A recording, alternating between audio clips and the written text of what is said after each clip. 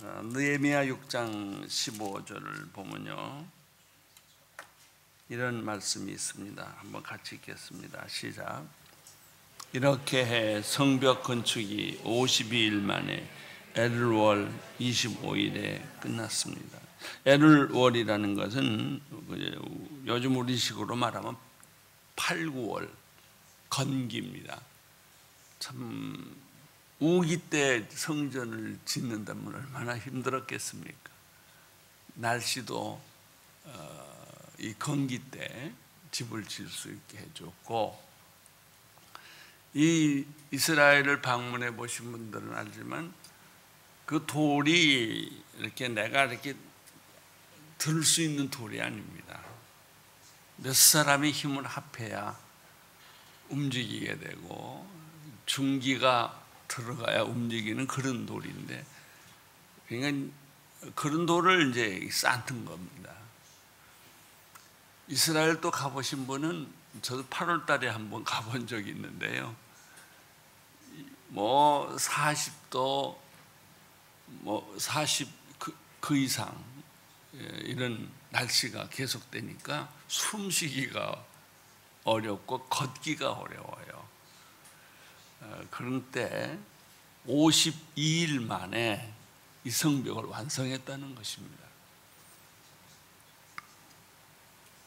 성벽의 길이는 약 3km 정도가 되니까 얼마나 목숨을 걸고 성전을 건축하지 했겠습니까? 건축하지 않았으면 못 짓는 일입니다. 이것이 우리 인생 같아요.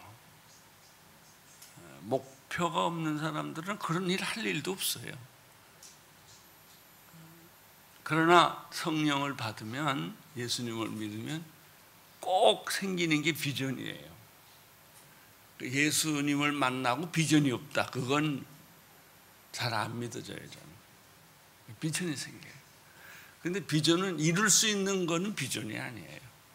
이룰 수 없는 것이 비전이고 불가능한 것이 비전이죠. 그런 걸 하나님이 주세요. 내 인생을 이렇게 살아라. 또 내가 살아가야 할 삶의 목표는 이것이다. 목표가 없는 사람은 방황을 하는 것이죠. 이것도 해봤다 저것도 해봤다가 왔다 갔다 하고 중요한 세월 다 놓치고 마는 것이죠. 아무튼 이렇게 긴 성벽을 52일 만에 복구했습니다. 불가능한 일이죠. 그럼 어떻게 이렇게 짓게 됐겠습니까? 한번 본문을 잘 보니까 네 가지를 찾을 수 있어요. 첫째는 하나님의 은혜예요. 하나님의 은혜와 도움이 없었다면 그 일은 불가능한 것입니다. 잘 생각해 보세요. 내가 할 수 있는 거는 내가 하는 거예요. 근데 하나님이 아니면 못하는 일들이 있어요. 그게 하나님의 일이에요.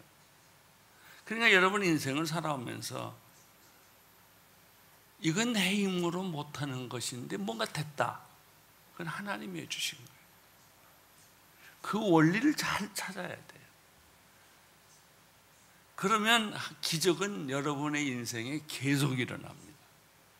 하나 하고 끝나는 게 아니고 2개, 3개, 아니 내 인생 전체를 기적으로 살 수 있어요. 여러분이 아시다시피 제가 건강하지 않지만 육신적으로는 요즘 그렇게 자꾸 생각이 들어요. 그냥 병이 이제 없어질 것 같아. 그런 믿음이 이렇게 자꾸 들어와요. 이렇게 하나씩. 그래서 한번 60이 넘었지만은 이제 내 인생을 다시 한번 하나님이 흔들어 놓을 것 같아. 그리고 하나님이 원하는 일을 할 것 같아. 그래서 아파도 기쁘고 안 아파도 기쁘고 그래요. 첫째, 하나님의 은혜와 도움이 없었다면 이 건축을 질 수가 있었을까? 두 번째, 느헤미야의 기도와 믿음과 비전이 없었으면 가능했을까?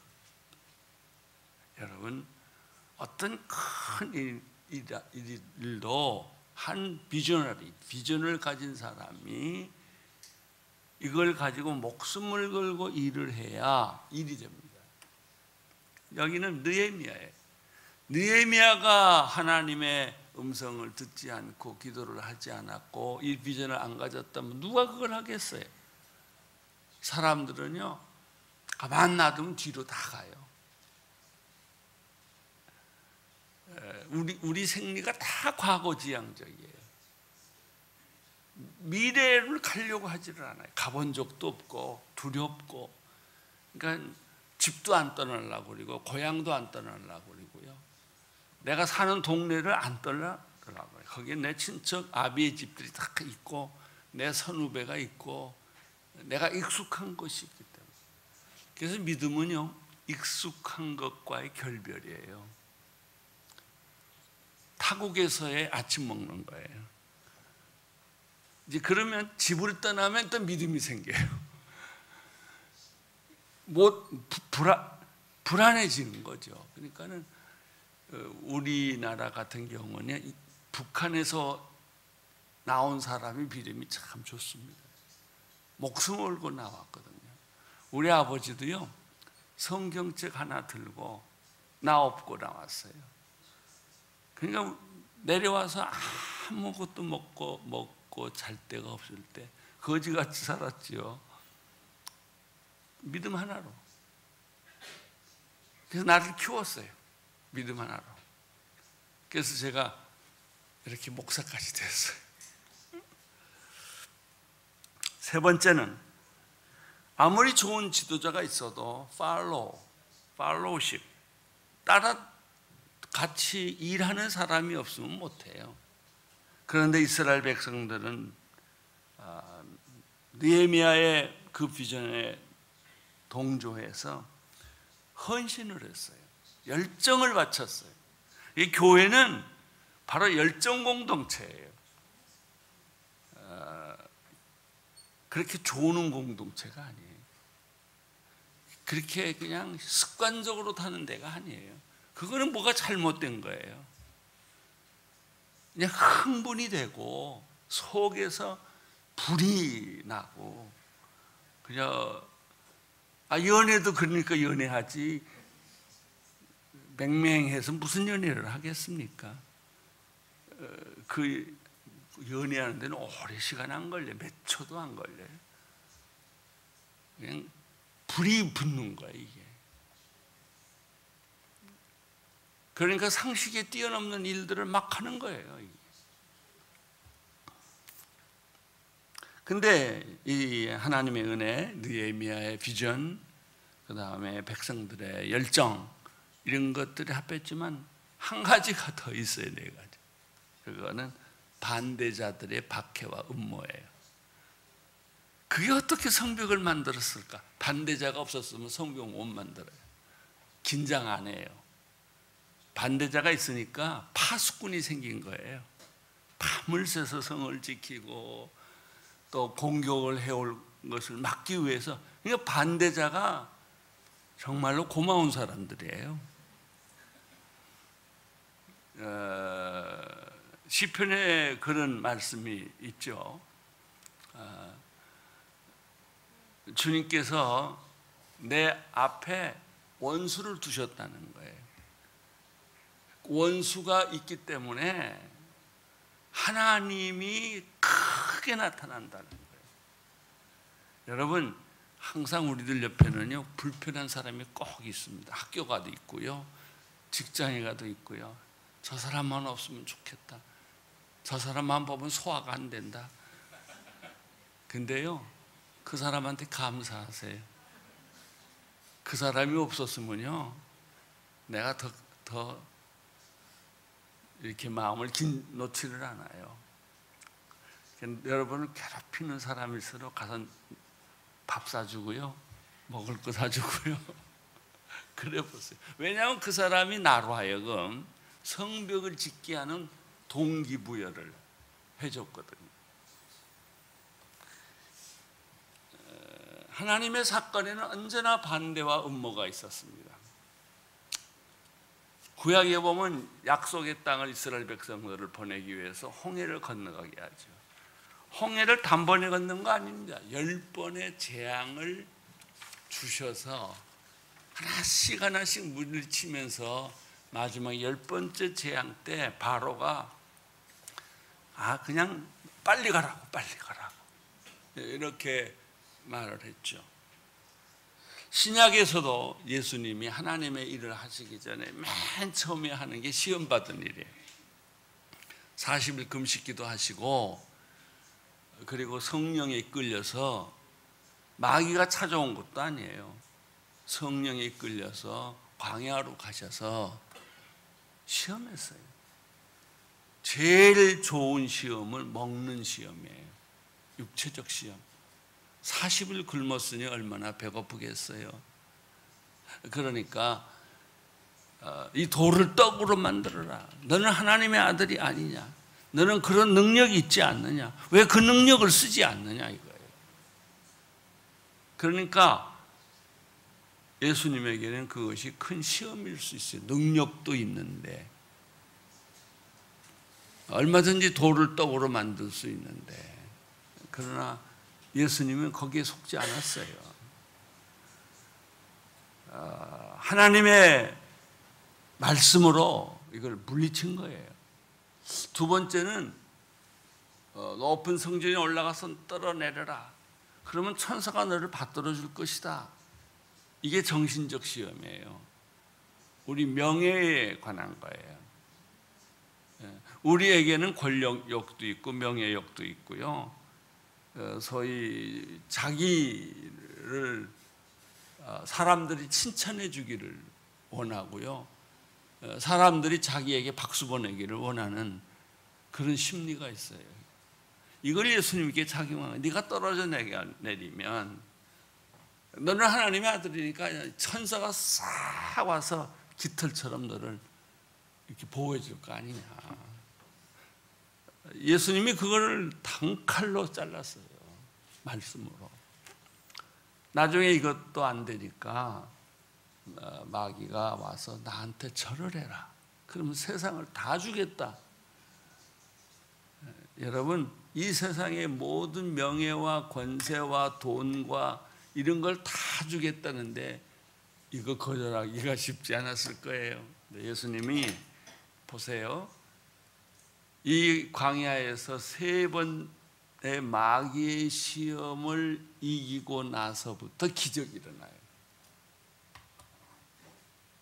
병 고치고 안진병이가 일어나고 소경이 눈을 뜨고 문둥병이 낫고 거침없는 행로가 시작되죠.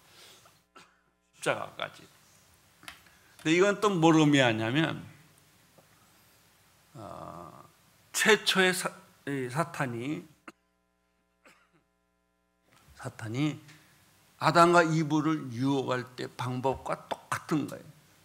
지금 우리에게 오는 유혹도 에덴 동산에서 아담과 이브를 유혹한 거, 광야에서 예수님을 시험한 거, 그리고 그 똑같은 방법이 지금 우리에게도 다양한 방법으로 전개되고 있는 것뿐이에요. 그러니까 예수님이 사역을 시작하시려면 마귀의 세력을 발로 밟지 않고서는 일을 하시기가 어려운 거예요. 그러니까 제일 먼저 하신 일이 마귀를 대결한 거 아닙니까? 성벽 복구에도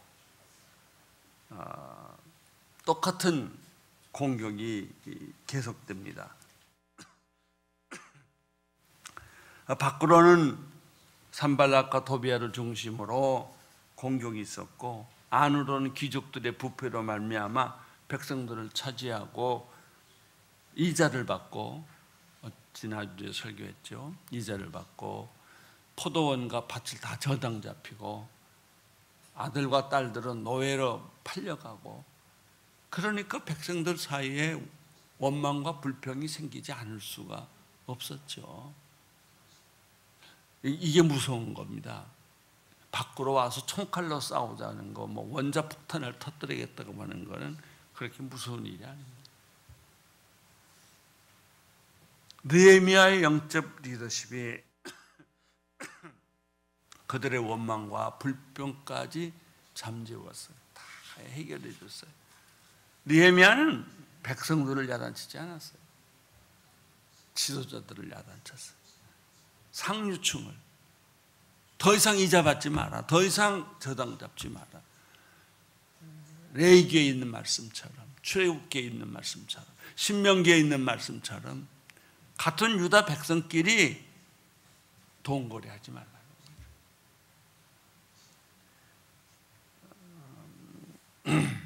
언제든지 공격이라는 것은 굉장히 합리적입니다.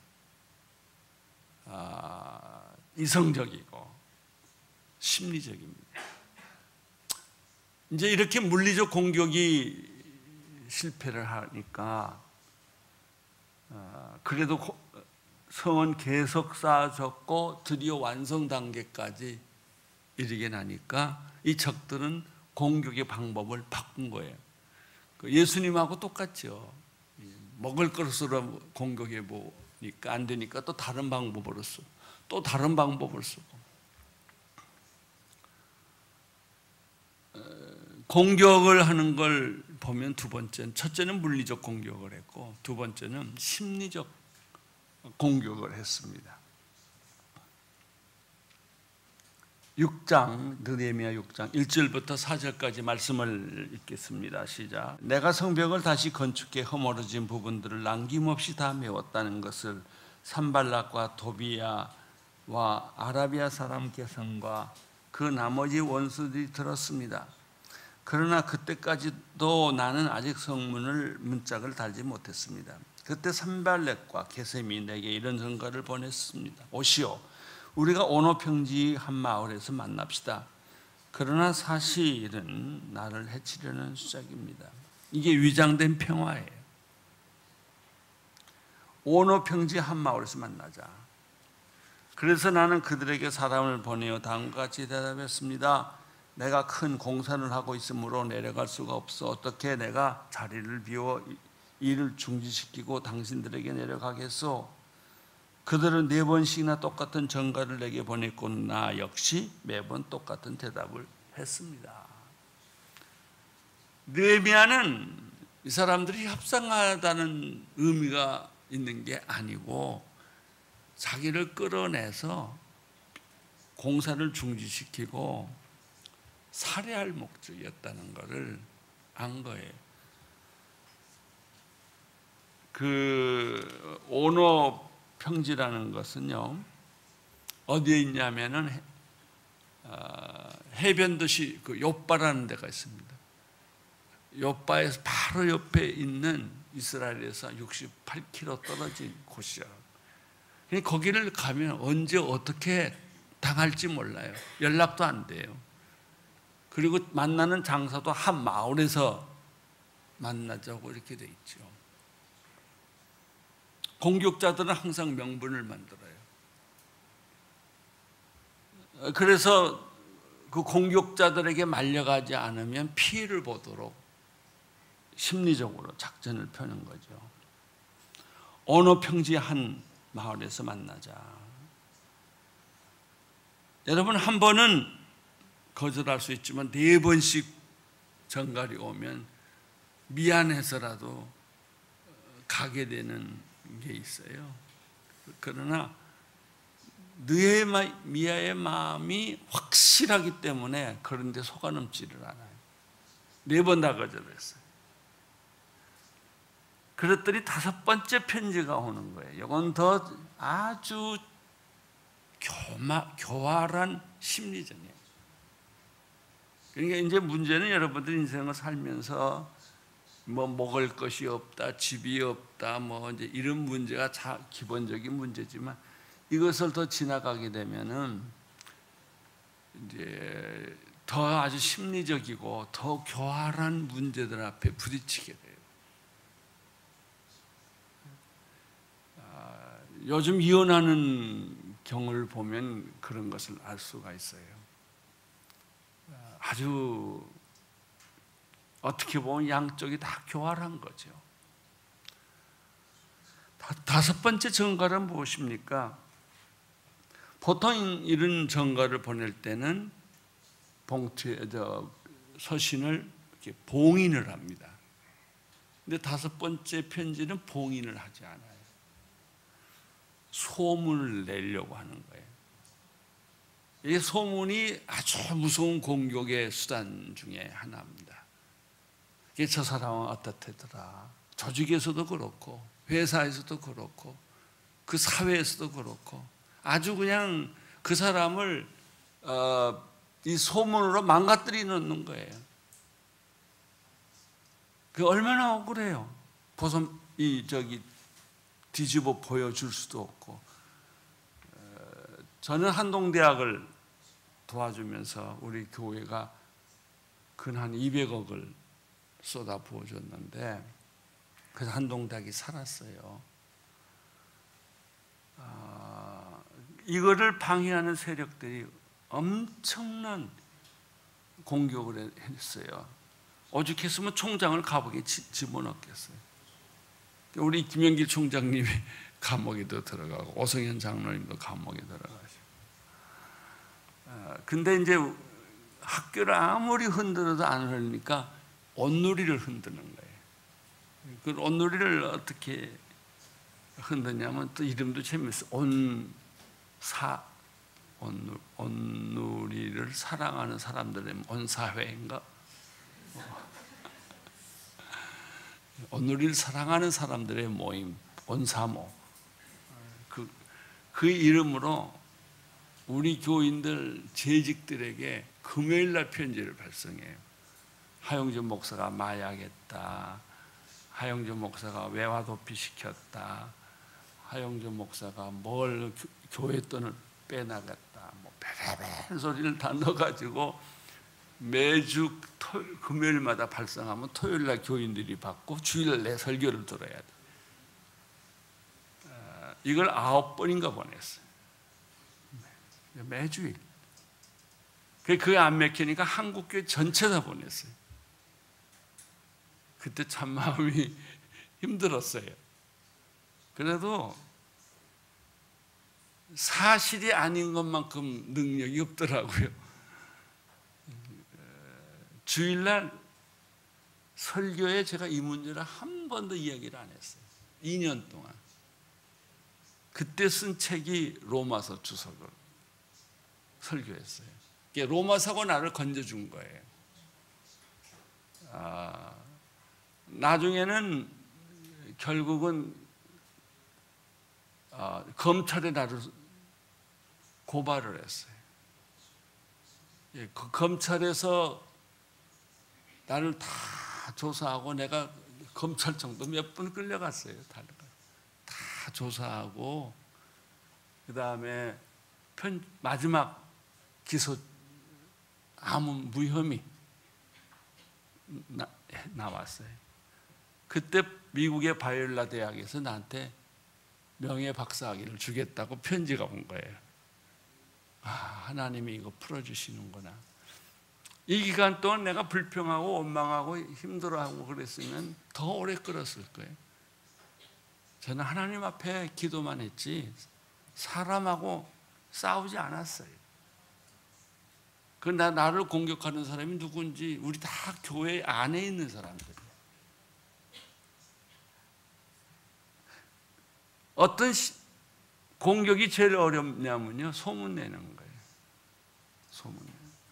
이 사람이 편지를 보냈는데 봉인을 하지 않고 네 번째는 다 봉인하고 보냈는데 다섯 번째 편지는 봉인하지 않았다는 얘기는 돌아가면서 다 봐라 그 특설이에요. 그 내용이 뭐냐? 5절, 6절, 7절이에요. 제가 읽을게요. 그리고 다섯 번째도 산발랏은 자기의 종의 손에 봉하지 않는 편지를 들려보냈는데 그 내용은 다음과 같았다는 거예요. 당신과 유다 사람들이 반역을 꾀하고 모반이죠. 소위 요즘 사극으로 말하면 영모죄지요. 반역을 꾀하고 있고 그래서 성벽을 건축하는 것이라는 소문이 여러 나라에 돌고 있으며 게셈도 그 말이 맞다고 했소. 게다가 이 소문에 따르면 당신이 그들의 왕이 되려고 하며 심지어 예언자를 세우고 예루살렘에서 당신에 대해 유다의 왕이 있다 라고 선포하려고 한다는 말을 들었소. 사실은 하나도 몰라요. 소문을 내는 거니까. 이게 소문은 언제나 과장되게 돼 있고, 소문은 그것이 진짜인 것처럼 믿게 만드는 거거든요. 결론이 뭐냐면 이 소문이 결국 왕에게 보고될 테니까 우리끼리 만나서 먼저 협상을 합시다. 의논합시다. 요거예요, 요점이. 근데 이거를 느헤미야에게 주는 게 요점이 아니고 모든 사람을 다 잊게 만드는데 요점이 있었어요. 자, 이런 협박과 공갈에 느헤미야는 어떤 태도를 취했을까요? 8절부터 9절에 보면 이런 말이 있어요.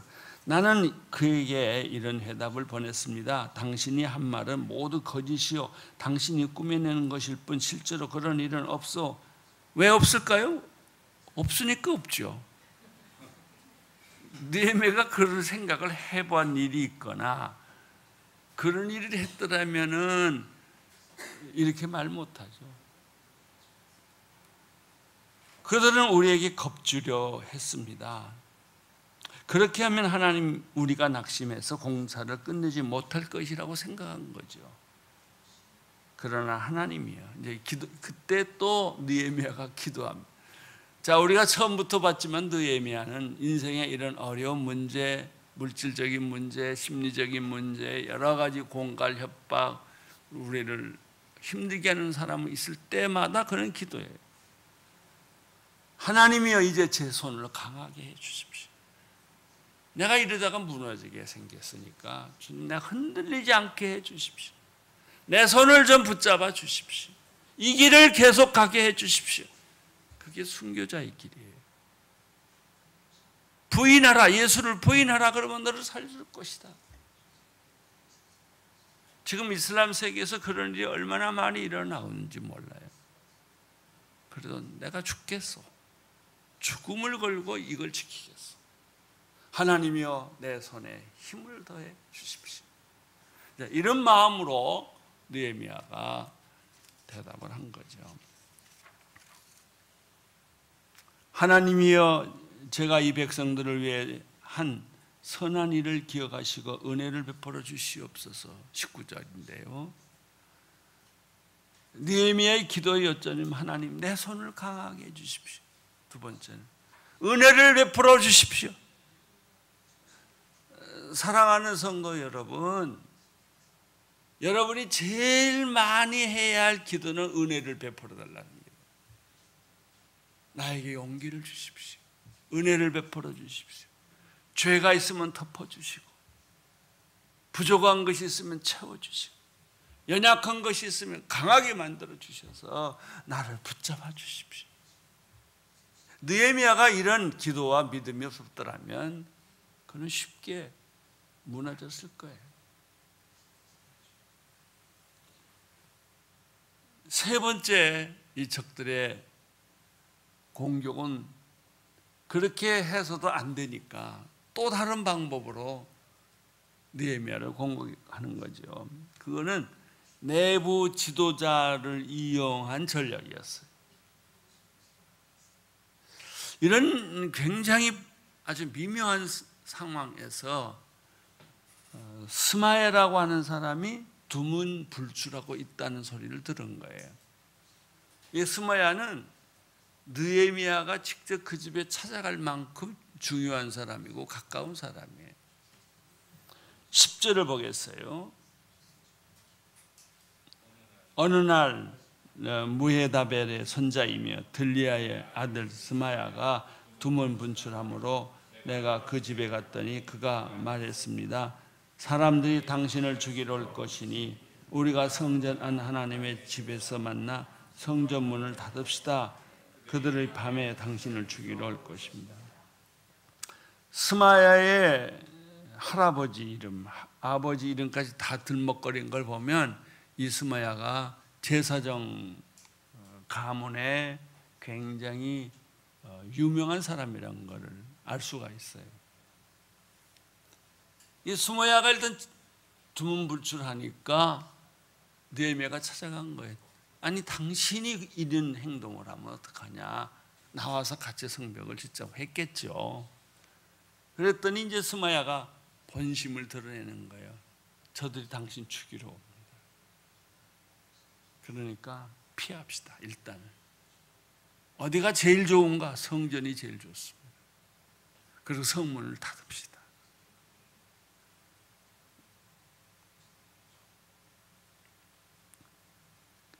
이것을 들은 느헤미야는 즉시 잘못됐다는 걸 알았어요. 이게 무슨 일을 하든지 이 영적 분별력이 참 중요합니다. 딱 들어보는 순간, 딱 보는 순간 저 가짜구나, 저 거짓말하고 있구나, 이걸 알아야 돼요. 마귀일수록 화려하거든요. 그럴듯하거든요. 합리적이고 이성적이에요. 조심하세요. 그를 꿰뚫고 보는 눈이, 성령의 눈이 필요한 거예요. 말씀의 눈이 필요한 거예요. 느헤미야가 제일 먼저 눈치챈 것은 성전으로 도망가자는 말이에요. 제사장은 성전으로 들어갈 수 있지만 왕이라도 성전에 함부로 못 들어가거든요. 그러니까 제사장이 느헤미야가 성집에 들어가서 율법을 범했다는 오명을 씌워가지고 잡으려고 그런 거예요. 아이, 느헤미야가 잡히겠어요? 딱 들어보고 가짜구나. 아, 이 사람들이 스마야까지 뇌물을 줘서 자기 욕심을, 그 공격을 이루려고 했구나 하는 것을 금방 느헤미야가 눈치를 챘죠. 11절. 그러나 내게 말했습니다. 나 같은 사람이 도망가야 되겠소. 나 같은 사람이 성전 안에 들어가 목숨이나 구하겠소. 이제 이렇게 말합니다. 나는 가지 않겠소 라고 느헤미야가 말합니다. 느헤미야는 스마야의 말을 의심을 하기 시작했어요. 무슨 말 때문에? 성전으로 도망가라는 말 때문에. 가장 그럴듯한 말이고 가장 기가 막힌 말인데 가장 위험한 말이기도 하는 거예요. 제사장 외에는 성전에 들어갈 수 없다는 것을 잘 알기 때문에 느헤미야는 저 사람이 나를 지금 넘어뜨리려고 시험하고 있구나. 여기에 종교적 속임수가 있었다는 거예요. 여러분, 마귀는 우는 사자처럼 우리를 집어삼키려고 하고요. 밀가부로도 우리를 까부는 거예요. 여기에 넘어가면 안 돼. 영적으로 바로 서야 돼요. 확실하게 분명하게 서 있어야 흔들리지 않아요. 그러면 그렇지 않으면 뿌리채 뽑혀요. 인생이.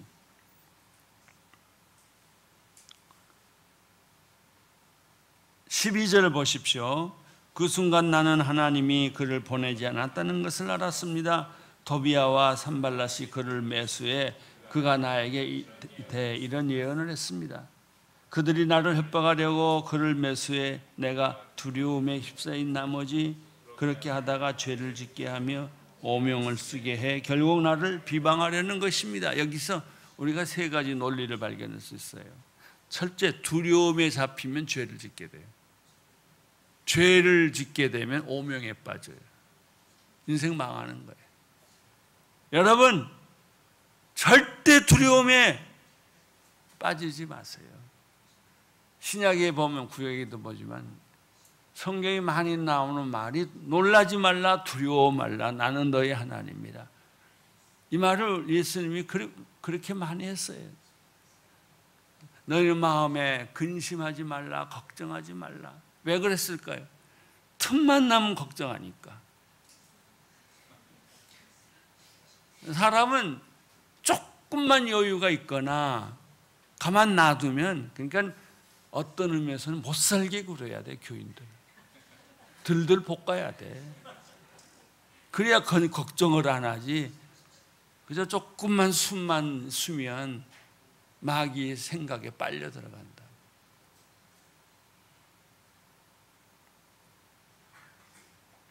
아, 14절께서요. 하나님이여 도비아와 산빌랏의 소행을 보시고 그들을 기억하소서.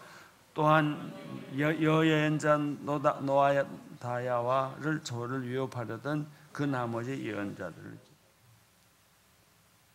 그런데 이것으로 끝나냐? 그렇지 않아요. 또 하나 있어요. 성전을 다 짓고 나서도 계속해서 공격을 해오는 거예요. 그 홍해를 건널 때 10가지 재앙과 같은 생각이 들어요. 17절에 보면은 또한 그 즈음 유다의 귀족들은 도비아에게 여러 통의 편지를 보냈고 도비아의 답장도 계속 왔습니다. 유다 귀족들하고 도비아하고 편지가 계속 왔다 갔다 한 거예요. 왜 편지가 왔다 갔다 했을까요? 혼인을 했기 때문에. 그러니까 성경에 보면 이방인과 결혼하지 말라고 구약에서 그렇게 말한 이유가 여기 있어요. 요즘 남과 북의 남남북열애나 그래서 결혼한 사람 있어요? 이제 요즘은 못하죠. 유태인과 팔레스틴이 결혼할까요? 못해요. 마찬가지예요. 여러분 여기서도 보면은 18절에 이런 말이 나와요. 도비아는 아라의 아들 스가냐의 사위였고 또 그 아들 여호야나는 베라가의 아들 무슬람의 딸과 결혼하였으므로 유다는 그의 동맹한 사람들이 많았어요. 그러니까 결혼을 해놓고 사위도 되고 며느리도 되고 아들도 되고 이렇게 다 섞어놨으니까 그걸 어떻게 떼내요? 어떻게 갈라서 쓰게 해요? 그래서 미리 자꾸 성경에서는 그런 말을 하는 거예요.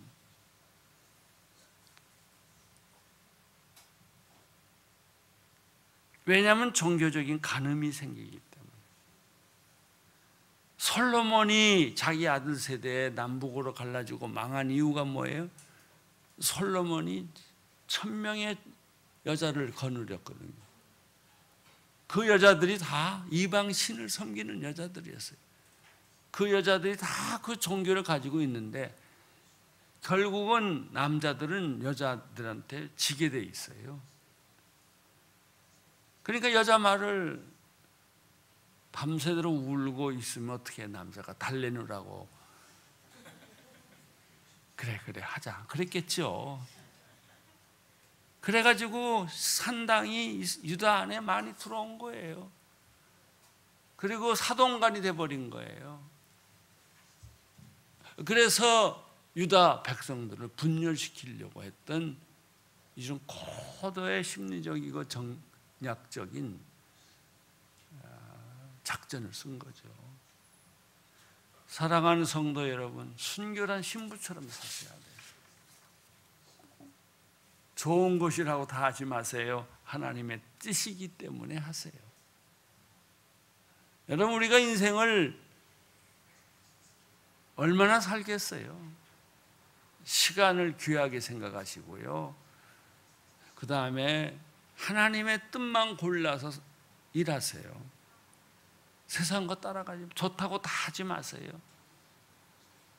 독버섯이 있어요. 이것이 느헤미야의 믿음이었습니다. 리더십이었습니다. 정신을 똑바르게 차리고 삽시다. 그래야 우리가 마지막 시대에 사탄의 전략에 말려들지 않고 승리할 수 있습니다. 할렐루야. 아멘.